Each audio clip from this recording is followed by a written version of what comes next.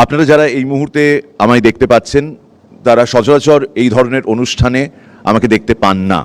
তার কারণ এর আগেও সুমন কয়েকবার অনুরোধ করা সত্ত্বেও আমি ঠিক এসে নিজের বক্তব্য পেশ করে যেতে পারিনি, কারণ আমার প্রয়োজন মনে হয়নি। কারণ আমার থেকে জ্ঞানী গুণী আরও অনেক মানুষ এই মঞ্চ ডিজার্ভ করেন এবং তারা এসে তাদের মনের কথা, তাদের বিবেকের কথা এখানে বলে গেছেন। কিন্তু আমি একটু পিছিয়ে যাব সুমন, শুরুতেই বেশি না, আমি বছর চারেক একটু পিছবো।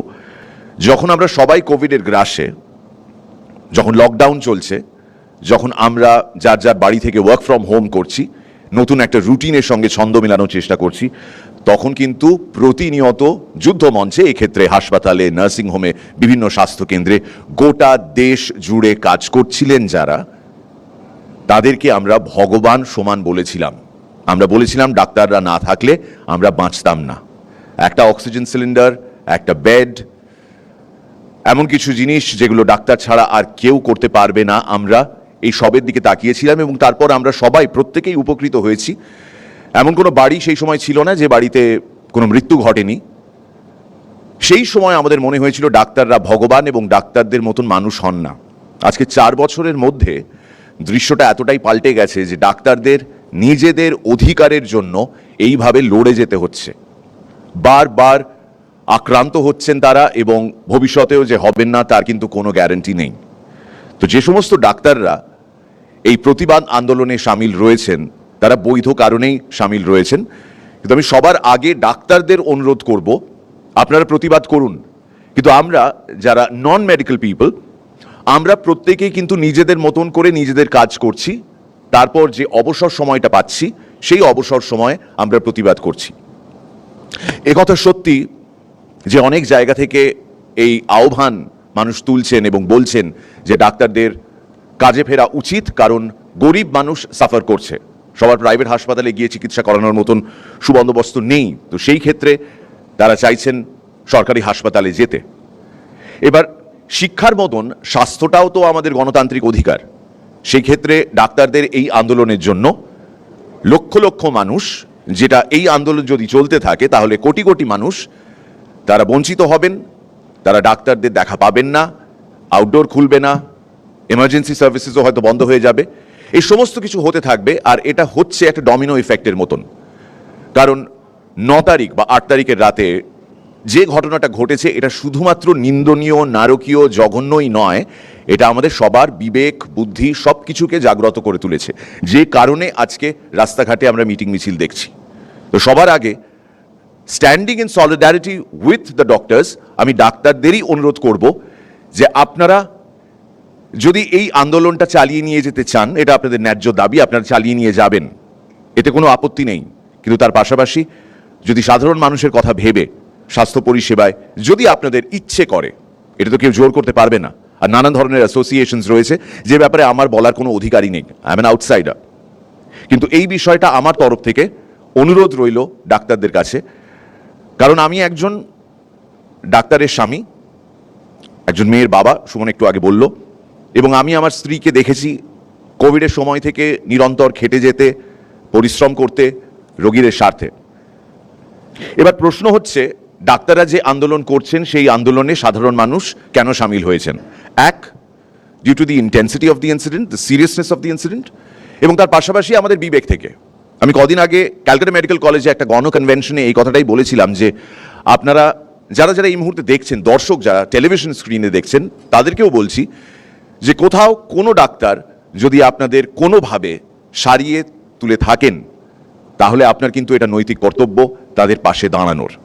হ্যাভিং সেড দ্যাট, যেটা স্বতঃস্ফূর্ত, মানে এই শব্দটা প্রায় দেখি ব্যবহৃত হয় অন্য কনটেক্সটে। কোনো এক রাজনৈতিক দল বন্ধ ডাকলো, সেই বন্ধে হিংসা হলো, সেই বন্ধে মারামারি হলো, যানবাহনের ক্ষতি হলো, পাবলিক প্রপার্টির ক্ষতি হলো, মানুষ আহত হলেন, তারপরও সেই রাজনৈতিক দল প্রায়শই একটা স্টেটমেন্ট দিয়ে থাকে যে আজকে যে বন্ধটা হয়েছে সেই বন্ধটা স্বতঃস্ফূর্ত, মানুষ আমাদের পাশে এসে দাঁড়িয়েছেন, আমাদের সমর্থন করেছেন। আদতে কিন্তু সেটা নয়, এটা তারাও জানেন। পার্টির রং বদলায়, পার্টির নেচার বদলায়, জঁর বদলায়, সব কিছু বদলাতে থাকে, কিন্তু আমরা দ্য স্টুপিড কমন ম্যান যদি কালেকটিভলি বলি, আমরা কিন্তু রয়ে যাই সেই তিমিরেই, আমাদের কাছে আর কোনো অপশন নেই। একটা সময় আমরা ভাবতাম যাই ইস্যু ঘটুক না কেন আমরা এটাতে কোনো কিছু বলবো না বা দখল দেব না, কারণ ইট ডাজ নট কনসার্ন আস, এটা নাকি আমাদের সেইভাবে এফেক্ট করে না। কিন্তু এই ঘটনা সম্পূর্ণ আলাদা। এই ঘটনা বলতে আরজি করের ঘটনা। এবার আরজি করের ঘটনা থেকে মানুষ এত ক্ষেপে গেছেন কেন? কারণ তারা মনে করছেন এটা একটা সিস্টেম্যাটিক ফেলিয়ার, এটা সিস্টেমের ফেলিয়ার, এবং সেই সিস্টেমে বদল দরকার।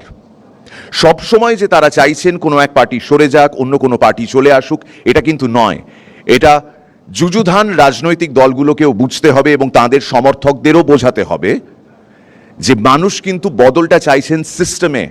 যে সিস্টেমে ঘুণ ধরে গেছে সেটাকে যদি বদলাতে পারেন সেটা মানুষের স্বার্থে, সেটা মানুষের ভালোর জন্য। সেই জন্যই 3-4 দিন আগে ওই গণকনভেনশনে আমি ডাক্তারদের উদ্দেশ্যে, যেহেতু সেখানে ডাক্তারদের সংখ্যা ছিল বেশি, আমি খুব পরিষ্কারভাবে বলেছিলাম আপনাদের এই আন্দোলনটাকে প্লিজ হাইজ্যাক হয়ে যেতে দেবেন না। রাজনৈতিক দলগুলো এসে এটাকে যেন হাইজ্যাক করে অন্যদিকে ঘুরিয়ে না নিয়ে যায়।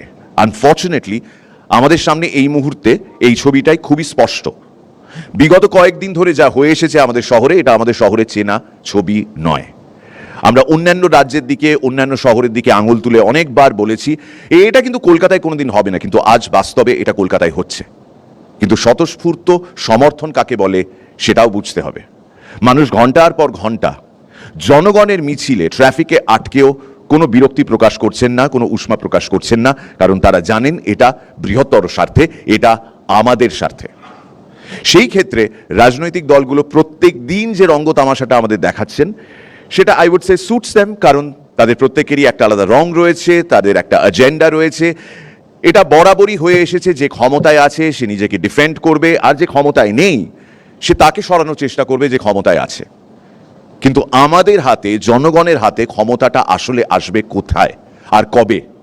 আমরা তো 5 বছর অন্তর অন্তর ভোট দিই, মাঝে আরো অনেকগুলো ইলেকশন হয়, পঞ্চায়েতের ইলেকশন হয়, বিধানসভার ইলেকশন হয়, সেখানে আমরা ভোট দিই শুধুমাত্র এই আশ্বাস থেকে, যেটা কিনা এই রাজনৈতিক দলের প্রতিনিধিরাই প্রতিনিয়ত আমাদের দিয়ে থাকেন, যে আপনাদের জন্যই কিন্তু আমরা ক্ষমতায় এলাম, আপনাদের জন্যই আমরা ক্ষমতা পাবো, আর সেই ক্ষমতাটার কোনোদিনও অপব্যবহার হবে না, আপনাদের সুবিধের জন্য আমরা সেই ক্ষমতা ব্যবহার করব। কুণালদা, গুড ইভিনিং। আপনি আজকে যে বিষয়টা তুলেছেন সেই বিষয়টা যথাযথ আপনি বিরক্তি প্রকাশ করেছেন বা দুঃখ প্রকাশ করেছেন আমি বলবো। আপনি বলেছেন আমাদের এই ইন্ডাস্ট্রিতে যারা রয়েছেন, এই টেলিভিশন বা ফিল্ম ইন্ডাস্ট্রিতে যারা রয়েছেন, শিল্পীরা, কলাকুশলীরা, তারা কেন সরকারের পাশে দাঁড়াচ্ছে না, তারা কেন প্রতিবাদ করছে না সরকারের তরফ থেকে বা দলের তরফ থেকে, আপনি যেভাবেই ঘুরিয়ে বলুন না কেন। বিষয়টা হচ্ছে মানুষ এখানে আরো বেশি করে প্রত্যেক দিন অরাজনৈতিক থাকতে চাইছে, কারণ মানুষের কোথাও একটা বিরক্তি ধরে গেছে যে যখন বারবার বলা হচ্ছে জিনিস বদলাবে, পরিস্থিতি বদলাবে, সেটা বদলাচ্ছে না। আর মানুষের কোথাও একটা চোখে এটাও পড়ে গেছে যে কোথাও ধামাচাপা দেওয়ার চেষ্টা চলছে। কিন্তু যে শিল্পী বন্ধুদের দিকে আপনি আঙুল তুলেছেন, এই প্রশ্নটা শিল্পী বন্ধুদের না করে মাননীয় মুখ্যমন্ত্রীকে করা প্রয়োজন রয়েছে। কারণ যে সমস্ত প্রতিনিধিরা আজকে তাঁর দলের হয়ে পার্লামেন্ট পর্যন্ত পৌঁছে গেছেন, তাদের উচিত দলমত নির্বিশেষে প্রতিবাদ করা, এবং এখানে কোনো পার্টির স্বার্থ দেখার কোনো মানেই হয় না। তারা সমবেতভাবে একজন নারীর জন্য আওয়াজ তুলবেন, দেশের নারী সমাজের জন্য আওয়াজ তুলবেন, এবং এটা আমরা চাই তাড়াতাড়ি হোক। আমি জানি অনেকগুলো ব্যাপার সাবজুডিস রয়েছে, সেগুলো নিয়ে কথা বলার কোনো মানে হয় না, আমাদের কাছে অধিকার বা ক্ষমতা কোনোটাই নেই। কিন্তু বিষয়টা হচ্ছে আজকে যে পরিস্থিতিতে আমরা দাঁড়িয়ে রয়েছি, সেই পরিস্থিতিটাকে বদলানোর জন্য যারা ক্ষমতায় আছেন তারা কতদূর এগোচ্ছেন, আর যারা এই মুহূর্তে ক্ষমতায় নেই কিন্তু ক্ষমতা চাইছেন তারা কতদূর এগোচ্ছেন, মানুষকে বিভ্রান্ত না করে। সাধারণ জনগণ যখন মিছিল বার করছে, সবাই শান্তিপূর্বক তার সঙ্গে সমবেত হয়ে তার সঙ্গে এক পথে হাঁটছে। কিন্তু আপনাদের মিছিলগুলো যখন বেরোয়, আর এখানে আপনাদের বলতে আমি সমস্ত রাজনৈতিক দলের কথা বলছি, আপনাদের যখন মিছিলগুলো বেরোচ্ছে তখন সাধারণ মানুষের মধ্যে আনফর্চুনেটলি এই ধারণাটা জন্মাচ্ছে যে কোথাও একটা স্বার্থ রয়েছে। এই স্বার্থের সঙ্গে আমরা এক হতে চাই না। আমার শুধু এটুকুই বলার, বাকিদের বক্তব্য শোনার অপেক্ষায় রইলাম। ধন্যবাদ।